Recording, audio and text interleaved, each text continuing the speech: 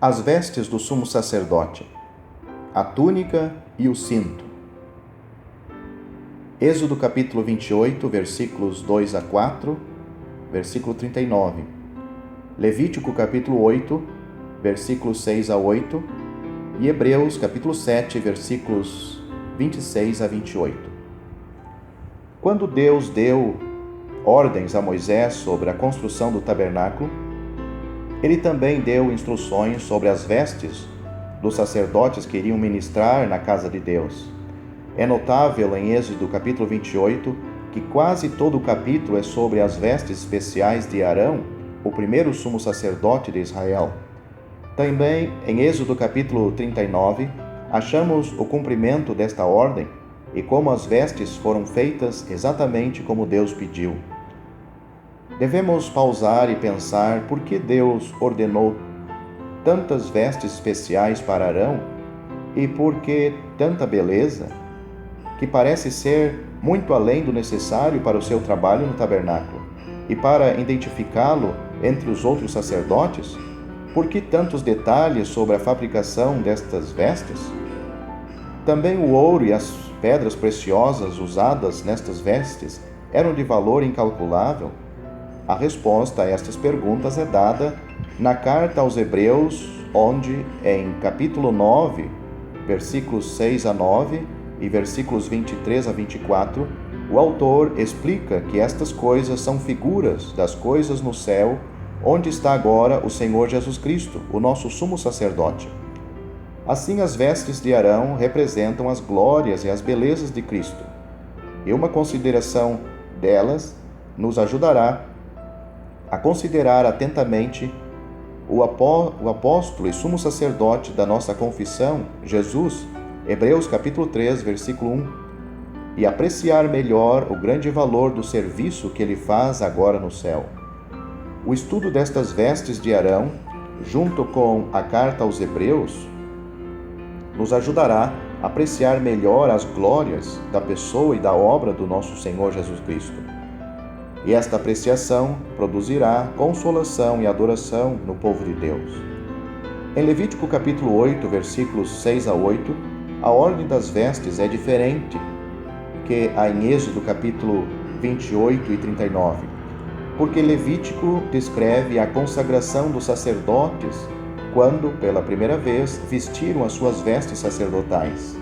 Depois de ser lavados e colocar os calções de linho, Êxodo capítulo 28, versículo 42, Arão se vestiu com as suas vestes especiais nesta ordem: a túnica, o cinto da túnica, manto sobre peles, o éfode, estola, o cinto da estola, o peitoral, a mitra na cabeça e a lâmina de ouro. Notamos que não havia sandália para os pés dos sacerdotes, porque andar descalço era marca de reverência. Veja Êxodo capítulo 3, versículo 5, e seu serviço na presença de Deus exigia reverência total. É conveniente considerar as vestes de Arão nesta ordem de Levítico capítulo 8. A túnica. A primeira veste que achamos mencionada é a túnica. E de Êxodo capítulo 28, versículo 43, sabemos que foi feita de linho fino bordado. A palavra quadriculada, na versão atualizada, sugere um desenho de quadrinhos ou quadradinhos, tecidos no linho para acrescentar a sua beleza e valor. Assim, a túnica de Arão era mais linda que as túnicas simples dos outros sacerdotes. Lembramos que quase todos os materiais para a casa de Deus e para as vestes vieram do Egito. É reconhecido que o linho do Egito era mais fino, mais branco e mais caro que qualquer outro linho. Veja Provérbios capítulo 7, versículo 16. Deus queria somente o melhor para ilustrar as glórias do seu amado Filho. Na Bíblia, o linho fino representa a justiça e a pureza. Era o material usado na fabricação de vestes nupciais? Apocalipse capítulo 19, versículos 7, 8 e 14. Assim, esta túnica preciosa, branca e fina, fala da justiça e pureza absoluta da pessoa do Senhor Jesus Cristo.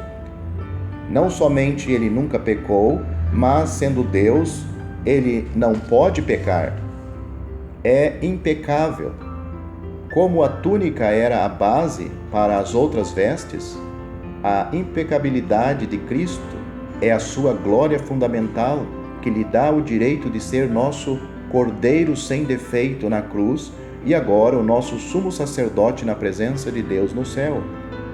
Foi ele tentado em todas as coisas, a nossa semelhança, mas sem pecado. Hebreus capítulo 4, versículo 15. Nos convinha um sumo sacerdote como este, santo, inculpável, sem mácula, separado dos pecadores, que não tem necessidade, como os sumos sacerdotes, de oferecer todos os dias sacrifícios, primeiro por seus próprios pecados. Hebreus capítulo 7, versículo 26 a 28. O autor da carta aos Hebreus enfatiza muito esta pureza absoluta da sua pessoa.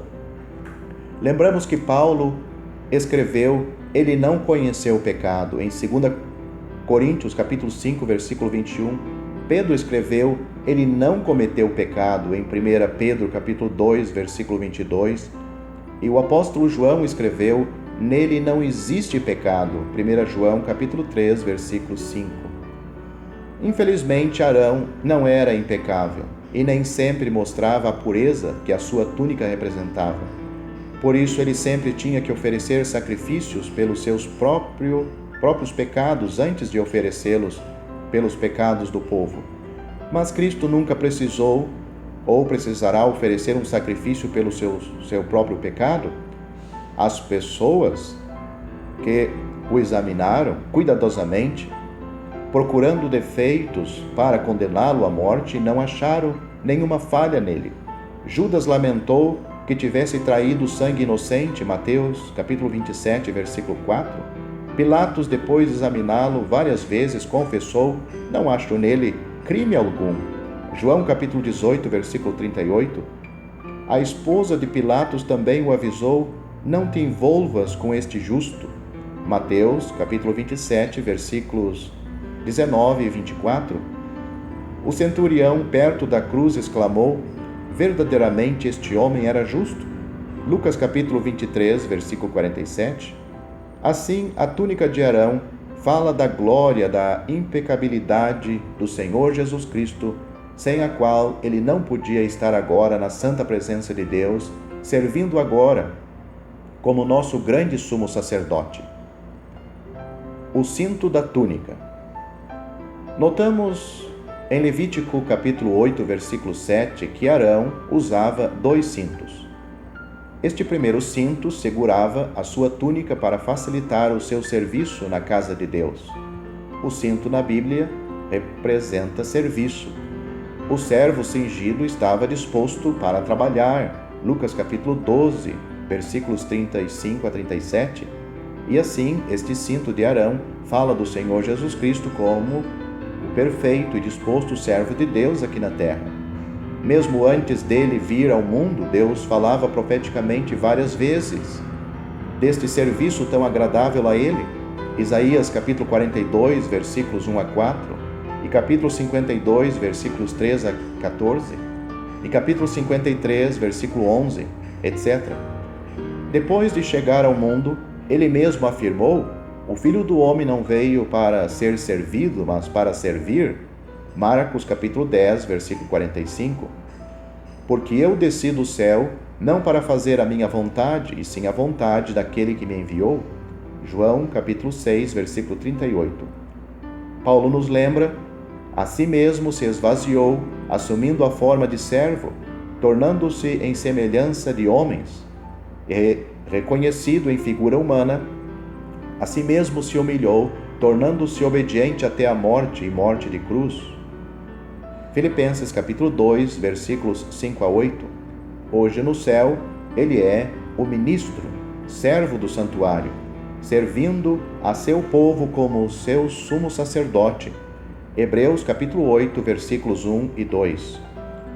Nem sempre é observado que este cinto da túnica era feito de linho fino torcido, estofo azul púrpura e carmesim, obra de bordador.